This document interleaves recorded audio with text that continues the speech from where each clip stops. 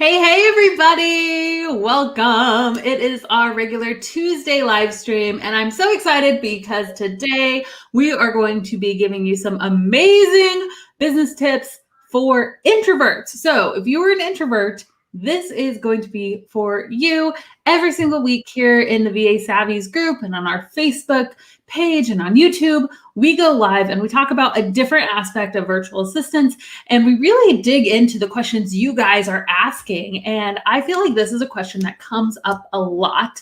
And I don't know, for those of you listening or watching the replay, let me know in the comments if you are an introvert.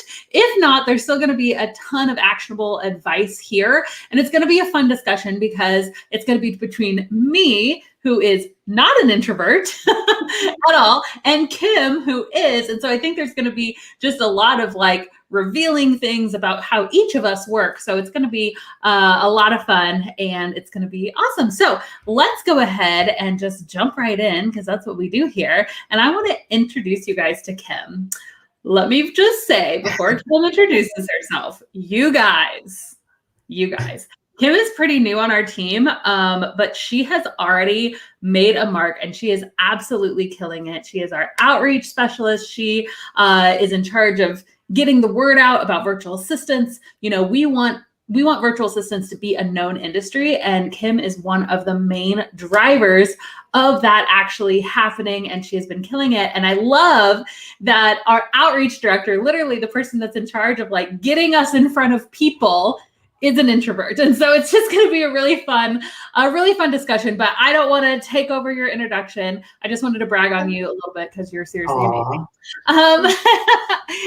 But let's go ahead, just introduce yourself and talk a little bit about maybe your journey as a virtual assistant up to, you know, what you do now for the Virtual Savvy. Yeah. So, hey, everybody. I'm Kim, and I'm the outreach director here, as Abbey said. And I am from Atlanta, Georgia, but currently live in Evansville, Indiana. So I'm out in the Midwest. I started my career as a teacher. I was a music teacher for 5 years, and then launched my virtual assistant business soon after that. And then today I'm the outreach director, which is pretty like ironic, as Abby mentioned that, somebody who is self-identified as introverted, doing outreach and being somebody who like basically networks and talks to people all day is a very ironic thing, but we'll definitely get into that, how that works and how I manage that energy and everything. Because it's very important. It's a very fun role, but it's definitely not the most intuitive role you would think an introverted would sign up for. But as far as like my journey as an entrepreneur, so I didn't understand that I was introverted until my early to mid 20s. So I was in my student teaching program when I was, training to become a music teacher before I realized that there was even this introvert extrovert thing. Mm-hmm. Like it wasn't as popular or as known in our culture as it is today. The difference between introversion and extroversion. And I happened for my student teaching to be paired with a lead teacher who was extremely extroverted in a lot of ways that kind of exposed a lot of my own insecurities. Like she was very direct, very assertive, very aggressive, all of those things. And obviously very extroverted and high energy. And I was very much the opposite. When I taught, it was calm, cool, collected. It was like, very chill. And like, I was the type of person, I always like, if something weird happened, I'd want like a day to think about it and like reflect on it with her, debrief on it the next day. Whereas if something went wrong, she wanted to like talk about it right then, right there. And just like, knock it out right then. And so that was a really hard experience for me. And so I started just like trying to figure out like what was not going right in that relationship, in that student teaching relationship. And that's when I like just through kind of reading discovered that there was this thing called being an introvert and there's this thing called being an extrovert, and both are equally valid, but they're just different. Yeah. Fast forward to starting a VA business, I found the Virtual Savvy through one of our other coworkers here, Sarah Austin. She introduced me to the Virtual Savvy, and I took the course, and it was definitely for me, so dug right in. But as probably many introverted people will be able to relate to, the biggest like hurdle was actually putting myself out there and getting the word out about my business. That was like the last thing I wanted to do. I could do the systems, I could do the automations, I could do the actual serving of clients. I even felt more comfortable on sales calls or discovery calls than I did actually marketing Right. business. And so that was a struggle. But thankfully, I found some strategies that worked for me, which we'll definitely get into here.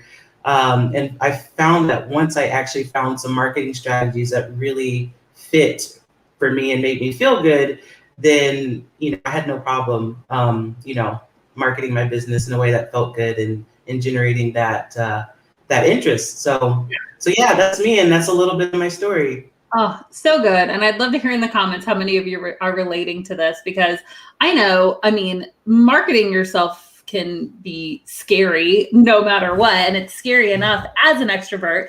But I mean, if I'm being honest, I don't hate it when attention is on me. But I feel like, I mean, I'm just being honest. But like, I feel like most of my introverted friends, it's like a nightmare to them. It's like, oh, like, please don't look at me. I don't want to be the star of the show. I don't want any of those things. And so to literally put yourself out there and be like, I want everyone to pay attention to me and what I'm doing is probably very, very, very terrifying. So, I'm so excited to dig into those tips. Let's do this first, though. For anybody, I would just love to hear kind of what your definition of an introvert would be, because I feel like some of us don't really know, right? You're like, well, I don't, I like to be around people, but I get more energy by myself. Like, does that make me an extrovert, introvert? Like, what would be your definition of an introvert? Yeah. So for me, that's really important because there's a lot of definitions that kind of get confused. So first of all, about half of the population is introverted. So the first thing that introverts are normal. That's very important to realize. So the kind of textbook like definition of an introvert is somebody who gains more energy from their inner world than from their external world. So our extroverted friends tend to crave external stimulation, interactions with other people, being in busy places, being in very stimulating situations, tend to kind of give them energy to go about their day. Whereas for an introvert, it's kind of the opposite. Being out in social interactions tend to cost us energy, and we regain that energy when we can find time to destimulate and just be in our own heads or be in our own whatever creative space that is for us. And we can be more easily overwhelmed by external stimulation. A couple of things that introverts aren't necessarily, introverted doesn't necessarily mean shy. So people who are shy tend to experience social anxiety when it's time to interact with somebody else, especially in a new situation. That's definitely possible, but it's not necessarily it's not an exact one-to-one. Introverts aren't necessarily antisocial. I have lots of friends. I have a nice circle of friends and community here. And I love to go out. I love gatherings. So I'm not antisocial, and introverts aren't necessarily antisocial. And introverts aren't necessarily socially awkward either. There are introverts who can be great public speakers, great networkers, great salespeople. Introverts can have the same level and types of social skills as an extrovert. It's just a matter of energy management and stimulation. So that's kind of what an introvert is. And just to give you a quick thing that makes this more clearer. So something I also read in the book that I found about introversion back when I back in my student teaching days when I was trying to like figure out my life. It's something I read was really interesting piece of research that showed that, and parents, I'll be interested to hear if you're seeing this in your kids. So babies, like from birth to like a year-ish old, any like babies who are, what they observed are babies who are very like, those really easy babies, quiet, chill, can be passed on to anybody, rides in the car well, just can't be bothered when they're baby years. Those babies tend to grow up to be extroverted people. Whereas people who are babies who are loud and fussy and don't like to be passed off or really picky about clothes or things like that tend to grow up to be introverted people. And if you think about it, it's because those babies, like the extroverted baby, the extra stimulation doesn't bother them. Being passed off to new people doesn't bother them. Being in the car and seeing all the stuff go by doesn't bother them. They enjoy it. Versus an introverted baby who's like, who's this? I don't know. I don't pick me up. Person I want to go back to my warm home. Those tend to be introverted people, just in baby form. So interesting little thing to bring that to life. That's so funny. I think that it's really interesting when you can talk about like definitions and theories of introverts, but then when you start relating it to the people in your life, to your friends or your family or your children or whatever, it's so interesting. My daughter is an introvert in a family of all extroverts. And I told him this before he got on the call, but like there was one day, and I mean, she was probably 6, she's 7 now. She was probably 5 or 6 at the time. But one time she was like, Mom, could we just stay home tonight? Because like we had gone like 4 or 5 nights where it was like out with a friend, out to a restaurant, let's go to, this fun outdoor play place. Let's go. And she's like, I just want to stay home. And we're like, oh yes. And so, it's interesting as a parent, we talk about managing energy and we're going to talk about how to do that in our business, but it's just fun as a parent, knowing that like we almost have to be responsible for our children's energy as well, that it's like, okay, my son can do this. He can keep up and he's good. And my sister needs like a movie night. She needs to like chill and just, so it's funny when you actually start to like, see it in your own kids. You're like, oh, I need to be more aware of this. And I think too, that goes into, if you are starting to build a team, manage a team, and that's something else too, is that realizing that different people on your team, some of them may love to constantly be in meetings, and some of them may need to have some more like, just let me work, and that's fine. Yes. So I relate to your daughter a lot. I could do a couple nights out a week, and then I need to just like sit on my couch, just Well, time in the evening. I love what you said too about like it doesn't mean like just because you're an introvert, it doesn't mean that you're shy. It doesn't mean that you are socially awkward, or it doesn't mean that it's like this is how I need to refill my energy. And some of the people who I know can connect with people the best are introverts, honestly. And who I know people who've like succeeded super high in their careers because I think they can sometimes just stay the course a little better about like making intentional connections, Right. And so, I love too, because it's like, it doesn't mean you're not bold, and it doesn't mean that you don't, like you can still be bold in your business, and you can still market and things. It just might look a little different as far as like managing your energy, just like extroverts. Like we love to be around people, but we also do need time alone. And introverts love and recharge with time alone, but you still do need to be around people. Introverts are great. That's a great point. Yeah, that's a really good point. It's also worth saying that like nobody's 100%. Right. Like, otherwise, like you just wouldn't be able to navigate life if you could either never be around people or you always had to be around people to function. So yeah, for sure. So it doesn't mean that sometimes like even extroverts sometimes need just a night alone, and sometimes introverts just need to go out with some friends. Maybe not a massive party, but like some good friends, Absolutely. Okay, so I love this topic, and I it sounds like everyone in the comments. I'd love, like, give us your feedback, guys, in the comments. Like, what are the things that you have found, introverted or extroverted, that have found to recharge that energy bank, right? Where you're just like, oh, I need blank. What is that thing that you go to that's like what fills you back up with energy? I would love to hear that in the comments. So let's just talk about, how to.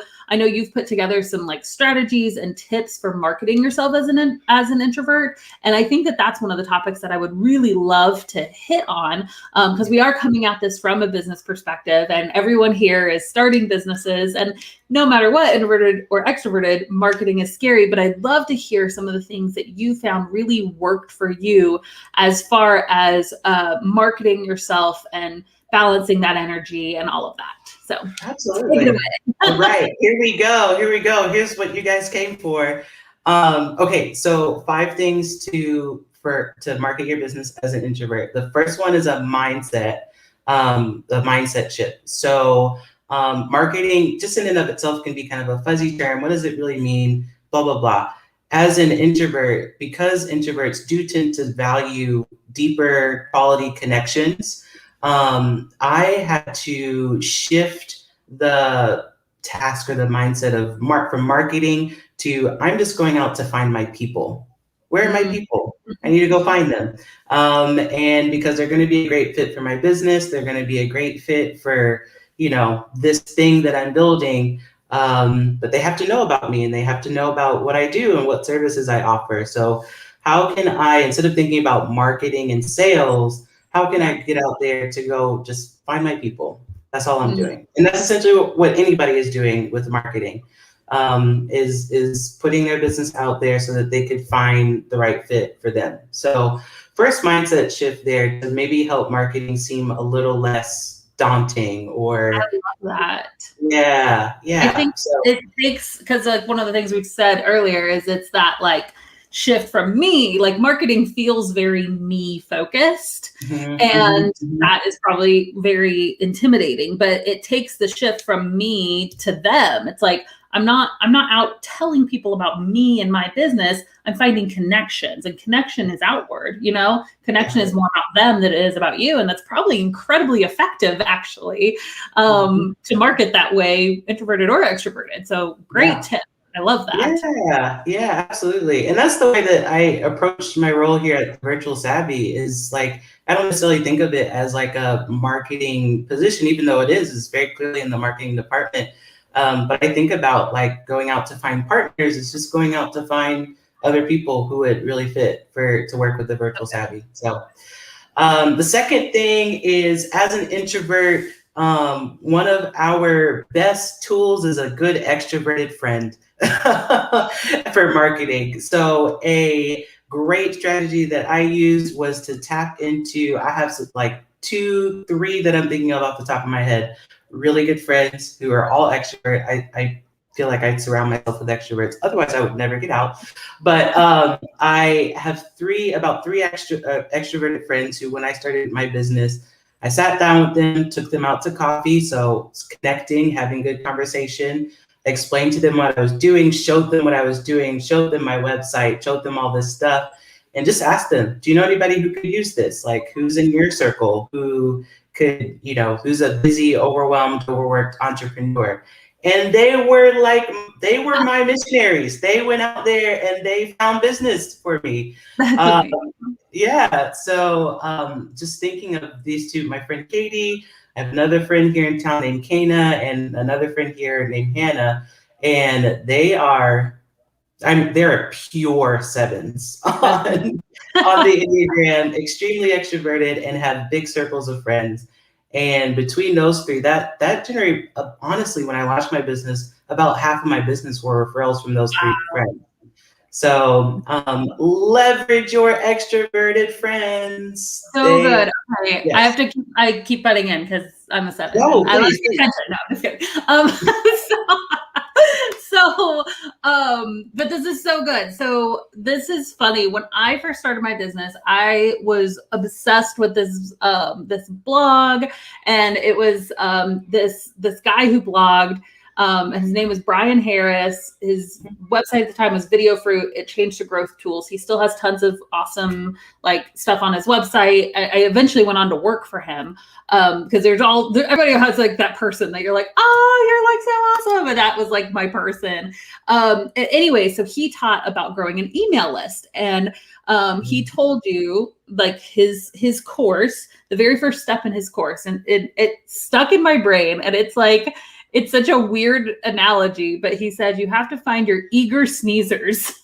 And your eager sneezers, it's a weird analogy, but they're the people that when you tell them about what you're doing, that they're like, oh my gosh, they're the people who love you, who support you, and who are just going to spread that. They're your super spreaders. They're the people who are going to like spread the word about you to everyone who they encounter. And most likely your extroverted friends, right? Yes. And so I feel like that's kind of what you're saying to do here is like, find the people who are just like, who just love you and support you, and bonus points if they're extroverts, because whenever they come across somebody who, you know, they probably already have connections, or if they come across somebody, they're going to go, oh, I know exactly who you should connect with. Right. Yeah. And we tell you guys to do that through our friends and family email. It's something that's on our website. If you go to thevirtualsavvy.com/swag, we literally have an email template where you can, I love that you like took them out for coffee and told them. I think that's like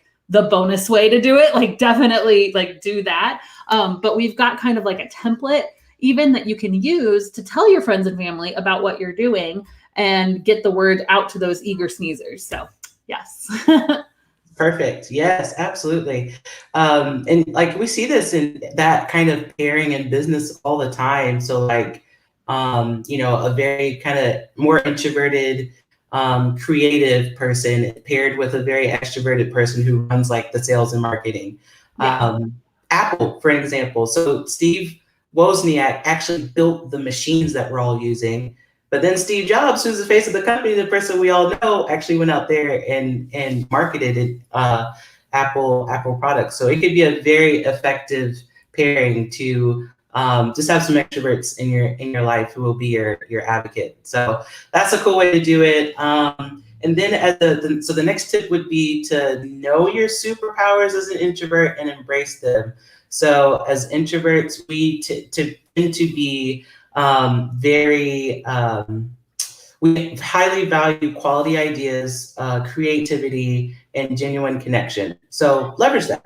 So for example, any busy business owners who would make a great client for your business, I can guarantee that they are getting DMs and emails and things like that, messages of people who just want a sale from them. Like they just want something from them immediately, and they get into their DMs and they shoot them an email that's immediately just like, promote my app, promote my blog, blah, blah, blah, all the time. And there's no genuine connection. There's no genuine investment in that company.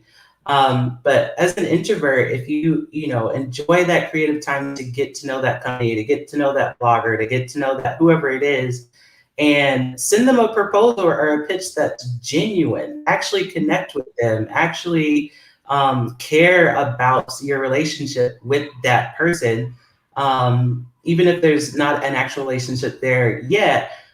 So like if you see on their Instagram story or you hear on their latest podcast interview that they just took this amazing vacation to Hawaii, mention that in your proposal or in your email to them. Like, how was your vacation? I hope you had a restful time, and then go into whatever else. So genuine connection. Oh, I love that. So good. Okay, awesome. So let's move on to the next one, because this is so good. What is that? Is that number 3, 4? That was number 3. Okay, so we're on 4. We got 2 more. I don't have anything to add. That was like amazing. Okay, cool. So number 4, so this is all about like managing your stimulation, your energy, and everything like that. So I found for me that it was best to market my business in the mornings and then do other tasks in the afternoon. So just like anything else that is not the first thing you want to do, you knock it out first, you're more likely to do it. You're more likely to do it if you do it when you have more energy. So I always like dedicated the first half of my day, especially starting out when I didn't have any business yet or didn't have a full client load yet, that the mornings I would spend doing social media, sending emails, doing discovery calls, things like that. And then the afternoon is when I did the actual client work or any sort of like tedious task or administrative task where I didn't need my full brain yet. So market in the mornings, and you'll be more likely to, number one, do it, and you'll have fuller reserves in the Yeah. mornings too. And I think that's a good thing for anybody, but especially for. So I think it's really interesting because, like, okay, so in general, I feel like the thing, like, don't do the thing you dread at the end of the day because it likely won't get done.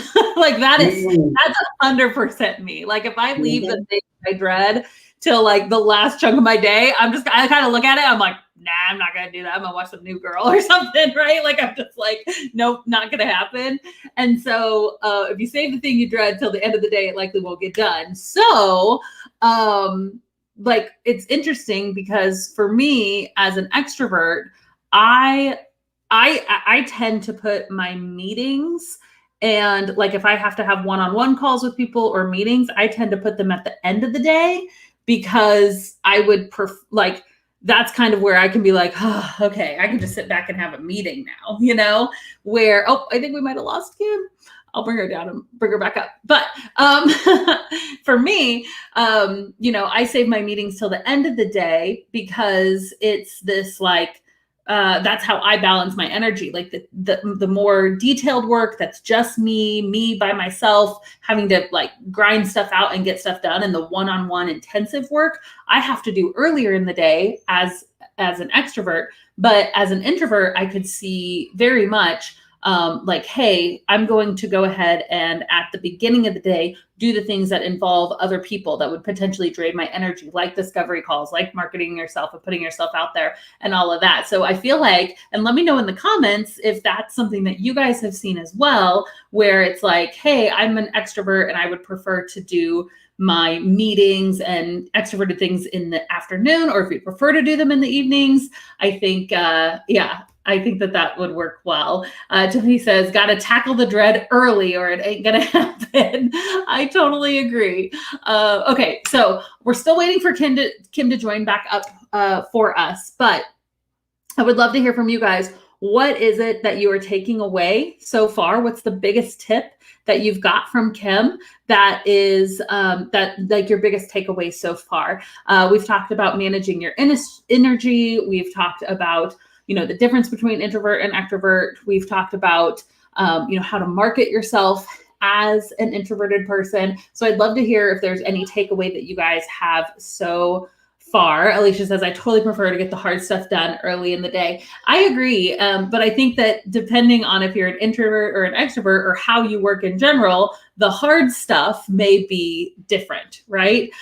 Jen says, I'm both an introvert. You're like kind of in the middle of the scale. So it depends on the day. Yeah. And that may be where you wake up in the morning. Now, sometimes you have to schedule your meetings and everything, but you may wake up and be like, okay, it's, today I'm feeling like getting this done today, and this is where my energy's at. And I think that's fine. I think we have Kim back. I'm going to bring her back up on the screen. Just a second. Hey! I don't know why, but hi. It always happens. I don't know why. It always happens. My internet died. I'm back. I swear. In a different part of my house, internet dies every time I go live. Just when I go live, no other time. Yes. Yeah. Okay. So we're getting lots of great feedback. Lots of people saying their biggest takeaway, the balance of using your time wisely. I love going out to find my people. It seems less intimidating. Getting the myths out of the way regarding the definition of an introvert. So much goodness here. How to manage your energy in relation to business. So let's just keep going because I know you've got more amazing tips. Here's one more. I think we were on number 5. Yes. Okay. So just in general, figure out market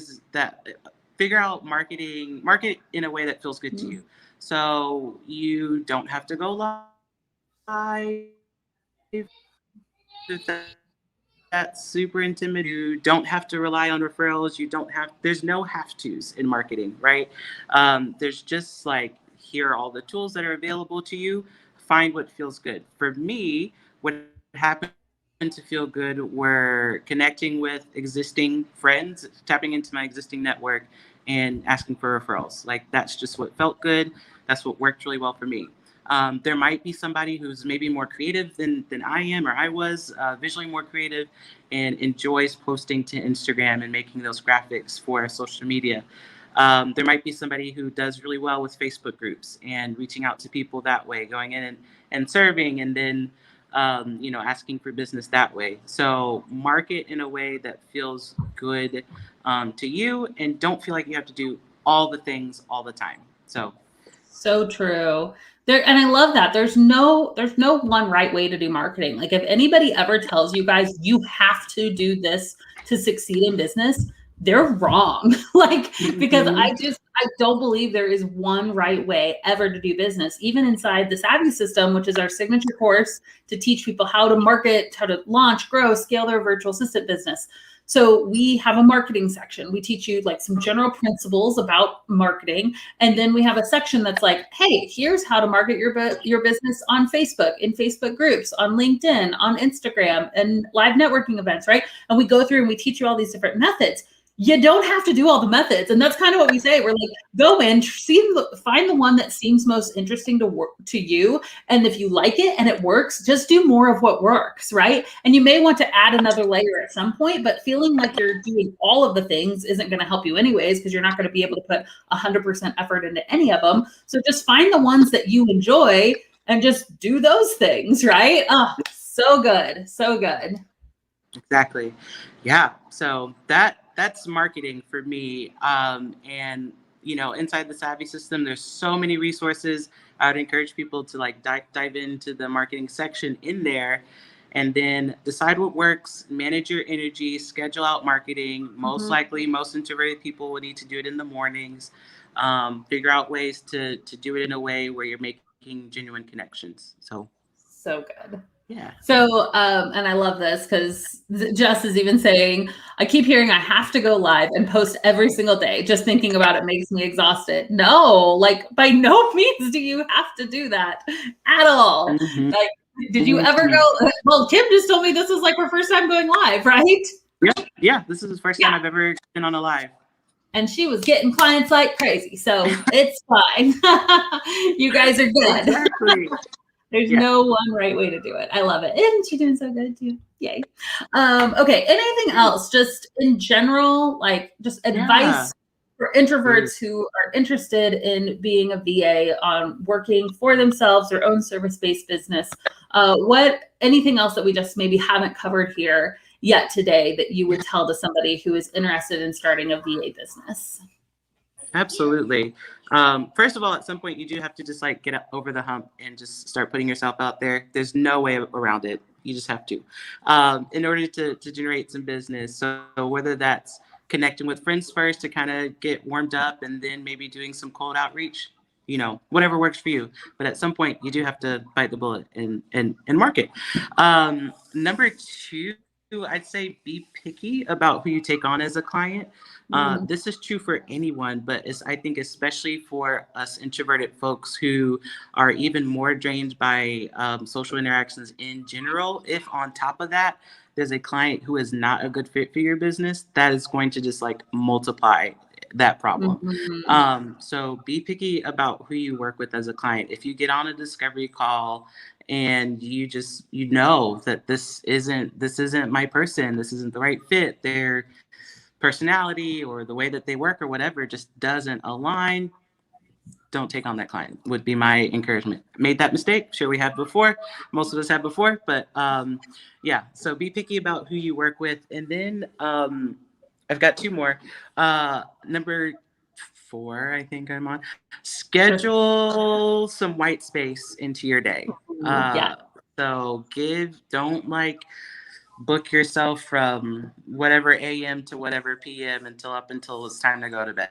So factor in some time to like take a walk or whatever it is for you.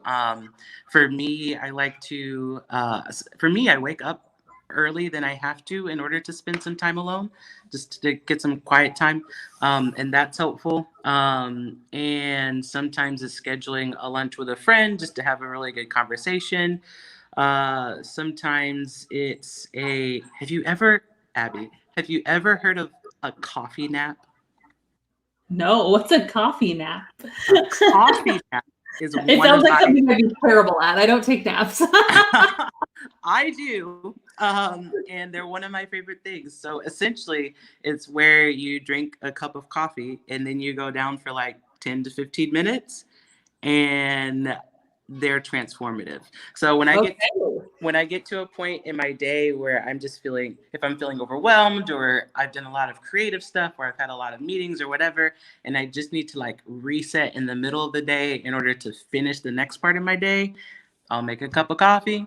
I'll drink it in one sitting, and then I'll grab a blanket, go on the couch, set a timer for 15 minutes, and I wake up and it is like a new day has just begun.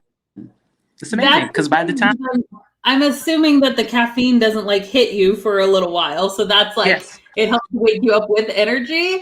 That's brilliant.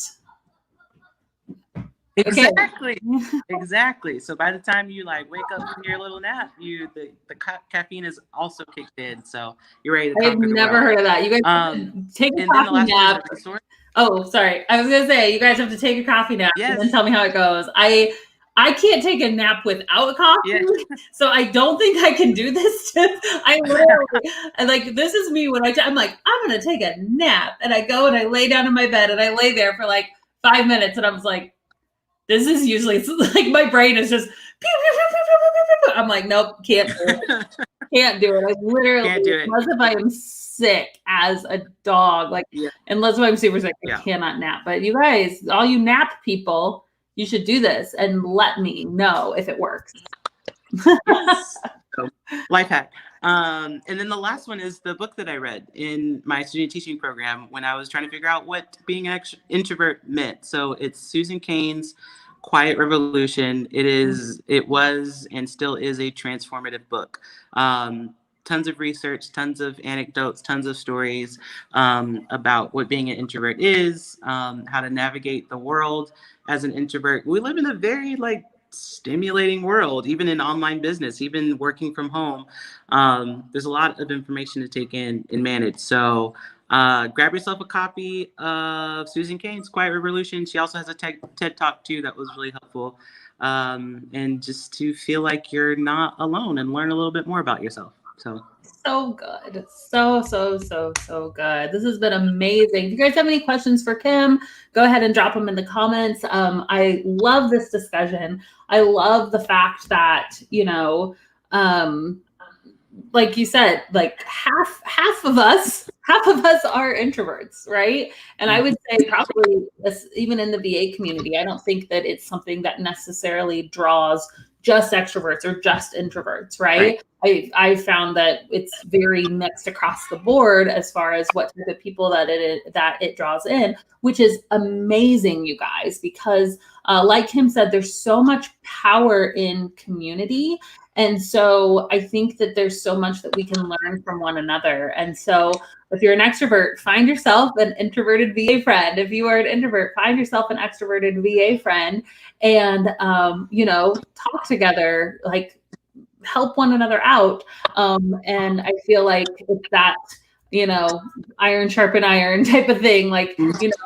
Your differences can actually be what can make you grow. And so, I think that's awesome. Very cool. These are such good tips. If you guys have any questions, go ahead and put them in the comments, because we're here for a few more minutes and we would love to answer them. Katie wanted to ask about this coffee. Do you actually fall asleep, or is it just a quiet, peaceful, wide awake moment? I wonder if there's correlation between introvertedness and napping. No, because my husband can. Oh, okay. My husband can nap. I think my children are trying to bust in here. I think no, guys. Mommy's talking on a live stream. I I think the type of nap that it ends up being depends on like you were saying, you can't shut off your brain. It depends on like how well you compartmentalize. I'm the type of person, I can shut off work and not think about it, genuinely forget what I'm doing, forget where I work, how I work, whatever, when I shut off work. And other people, 1,000 miles a minute, all the time, all the things, no matter what. So for me, I think I actually do fall asleep for like 5 minutes. Probably 5 of that is falling asleep, 5 of that is sleeping, and 5 of that is waking up. But I think for some other people, it's more like I'm just destimulating in a quiet, dark room for a few minutes. So, which also yeah, sounds pretty amazing.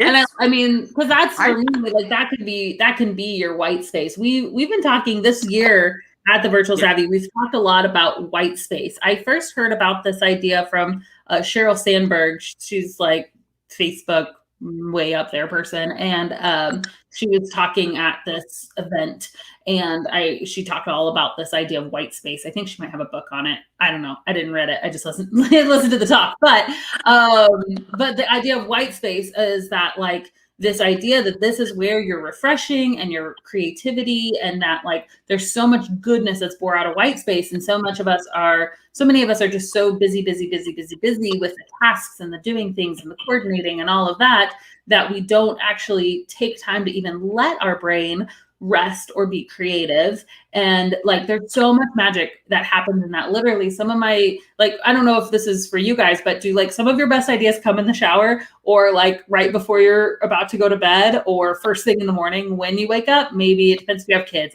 My mornings are not restful because there's children like climbing on me. But you know, like for me, all of my best ideas come if I'm either taking a walk, listening to nothing, in the shower, or right before I'm about to go to bed. And it's because I'm finally like allowing myself to pull back and try to clear my mind. And then it's like, that's when all my best ideas come. So like being intentional about putting that space into your day is what we talk about, like the idea of white space, which I think is super important for introverts and extroverts alike. Yeah. So It is. Deep thought deep thought often happens in moments of solitude like that. Yes. So in the shower or just falling asleep or whatever. So yeah, carve some white space into your day. It's super helpful. So good. We have a babysitter. I think they're honking the car horns. That's amazing. It's summer, guys. It's running a VA business with children in the summer. They're like, boom, honking horns. I know there are people who can relate. So funny. Awesome. Okay. So good. My best ideas come between 11 p.m. and 4 a.m. Yep, me too. So bad. We know. Somebody asked what was the TED Talk. I think it was Christy. So it's called The Power of Introverts by Susan Cain, and Cain is with a C, C-A-I-N. So The Power of Introverts, TED Talk. Watch it. Go watch it. I love it. So good. Well, thank you guys so much for joining us. This was really, really fun. Such a fun topic. I hope that you guys gained some awesome information from it, and take action and let us know. Hit us up on Facebook or on Instagram and tell us like, hey, I tried this and it worked. I want to know about your coffee naps. Really, I do. It's like, I want to know how this works. So thank you guys so much again. And if you are, just getting started in your business, you are still figuring out like, what do I do? And it feels overwhelming, which I know can happen. Make sure that you download our virtual assistant checklist and starter kit. It's a step-by-step guide, and you literally just follow the steps and you have a VA business. Like, it works. So go through, download that checklist. We have a free training that we'll invite you to as well. And there's so much goodness in that. But thank you so much again, Kim. I really appreciate you coming to chat with us. I know that everybody else did as well. This was really, really inspirational. So I hope you all have an awesome day, and we will talk to you next Tuesday for our next Tuesday Live. Bye.